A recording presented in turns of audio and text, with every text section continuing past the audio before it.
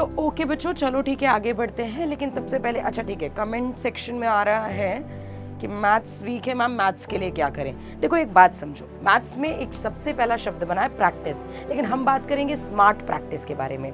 3 बातें सिखाऊंगी, तीनों बातों को अगर बहुत अच्छे से समझ जाओगे ना तो देखना मैथ्स तुम्हारी मुट्ठी में कैसे आ जाता है। सबसे पहली बात, कोई भी चैप्टर पढ़ते हो ना तो उस चैप्टर को पढ़ते समय कुछ इंपॉर्टेंट फॉर्मूले जरूर देखो, पैटर्न को जरूर एनालाइज करो कि उन पैटर्न पे बनने वाले सवाल क्या हैं। जैसे बायनोमियल थ्योरम है, बायनोमियल थ्योरम पे फिक्स्ड क्वेश्चंस आते हैं, तो उन फॉर्मूलेज को याद रखो और उन पैटर्न्स को जरूर ध्यान रखें जो एग्जाम में बार बार रिपीट हो रहे हैं। सेकंड इंपॉर्टेंट बात, वैरायटी ऑफ क्वेश्चंस याद रखिए। वैरायटी ऑफ क्वेश्चंस का मतलब है, जैसे अगर क्वाड्रेटिक इक्वेशन की बात करें तो रूट्स पे क्वेश्चन बनेगा, nth रूट पे क्वेश्चन बनेगा, सम ऑफ रूट्स पे क्वेश्चन बनेगा, लोकेशन ऑफ रूट्स पे क्वेश्चन बनेगा।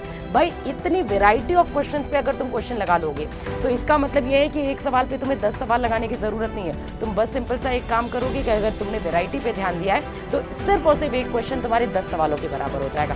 थर्ड मोस्ट इंपॉर्टेंट बात, मैथ्स में जो सबसे इंपॉर्टेंट चीज है और सबसे खूबसूरत चीज है वो ये कि हर एक क्वेश्चन को आप मल्टीपल अप्रोचेस से लगा सकते हो। तो अपने अप्रोच का दायरा खोलो। कई बार आपकी अप्रोच आपको बहुत ही तेजी से क्वेश्चन भी सॉल्व करा देती है और आपका टाइम प्रेशर और साथ ही साथ टाइम मैनेजमेंट भी अच्छा करा देती है।